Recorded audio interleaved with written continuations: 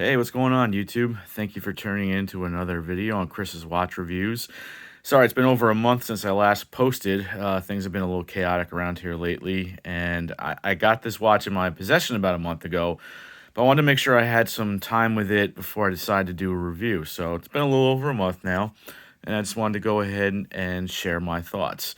So this is the Vario World War I trench watch. The style is very reminiscent of those old school pocket watches from the early part of the 20th century and the late 19th century.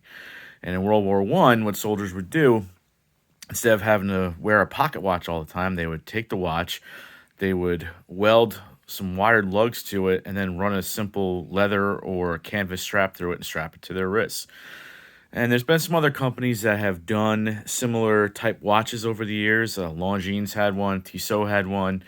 They're really hard to find nowadays. They're discontinued, and and if you can find them on the secondary market, they're going to fetch a pretty premium price. So Vario is a small micro brand based out of Singapore. They've had two prior watches before this, all launched on Kickstarter with the Empire collection. They have an Empire hand wound, automatic, and I believe a quartz as well. And they also sell watch straps, and their watch straps are really good quality. I'm going to leave a link in the description for the Vario website. Like I said, they are based out of Singapore. So let's just get right into the watch.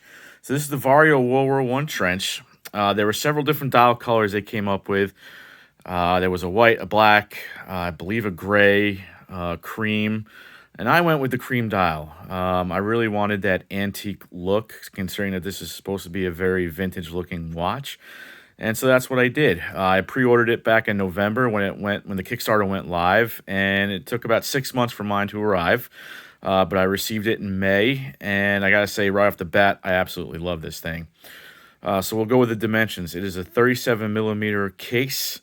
Lug to lug, it's approximately 44, and it's about 10.5 thick. As you can see, there is some doming on the crystal.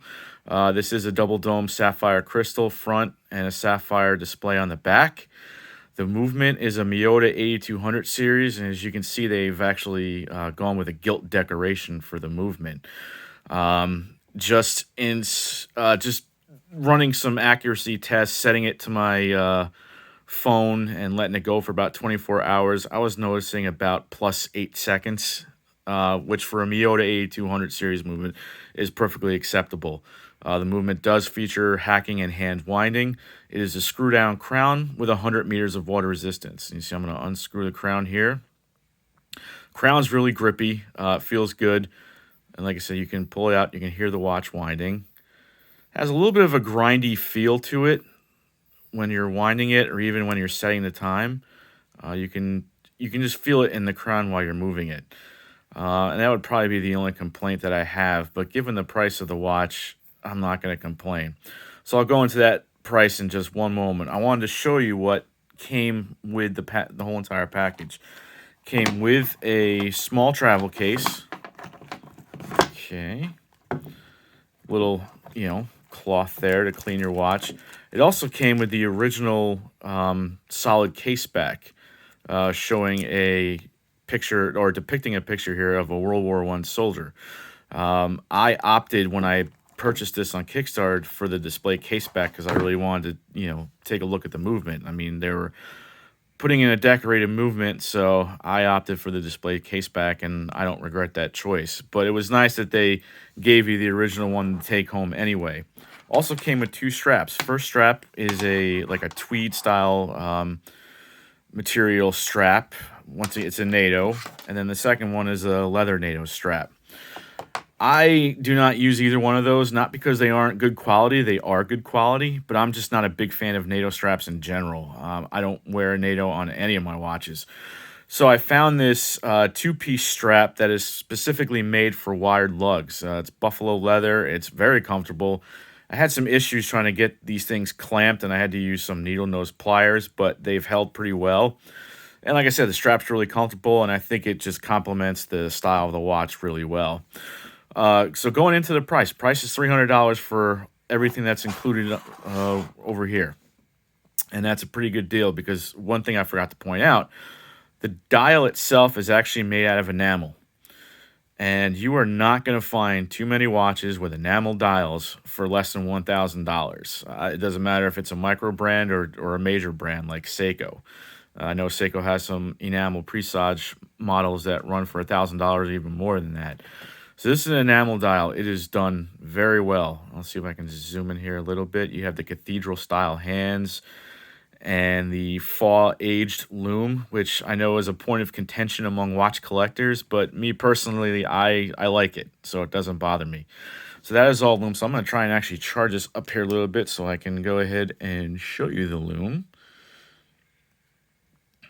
It glows pretty well. My basement's not terribly dark, so I don't know how much of it is going to come out, but I will try my best here. So just please be patient. All right. And yeah, there you go. You can see. Move it over here until it's a little bit darker. And there you go. And you can see the loom on there. It glows pretty well in a dark setting, especially when you're coming in from outside. It works better in natural light, like a lot of other watches do, whether it's Seiko loom, although I know Seiko loom, even with artificial light, I think glows just like a torch. So, with a great case dimensions, an enamel dial, quality straps for $300. I mean, and just this great old school, early 20th century look. I love it. So now let me go ahead and give you the wrist shot. Wristwatch check. I am wearing my Tissot C-Star on a Gakoda mesh strap that I actually just purchased for it recently. Love it. I love these mesh straps. I've been falling in love with them. I now have them on 4 of my watches. And especially great for the summertime. That is fantastic. So let me go ahead and get this on here. All right, there we go. Okay. So this is the Vario World War I Trench on my 6 3/4 inch wrist. And as you can see, as I move around here a little bit, I mean, it wears so well. And it is so comfortable with that leather strap. It is comfortable with the NATO straps as well. So don't let my opinion on NATO straps deter you from wearing it like that. This is just my own personal preference. But it's such a great watch. I love it. Couldn't speak more highly of it. And kudos to Vario for offering such a great product at a great price. So like I said, I'm going to leave a link to their website if you want to search for straps, watches. I don't know if these have gone on sale for the general public yet. I think they're still trying to fill the pre-orders from Kickstarter. So, but you have to check out the website for that. And just as a by the way, Vario is not sponsoring this video. I did write to Ivan, the company owner, asked him if I could leave a link in the description. I wasn't asking for any sponsorship. He said yes. So I'm doing this because I think it's a great product and I want to advertise for him. So thank you guys for tuning in. I hope you enjoy this. Please like and subscribe if you want to see more content. I should be having another review coming in about a few weeks, hopefully. So you guys take care.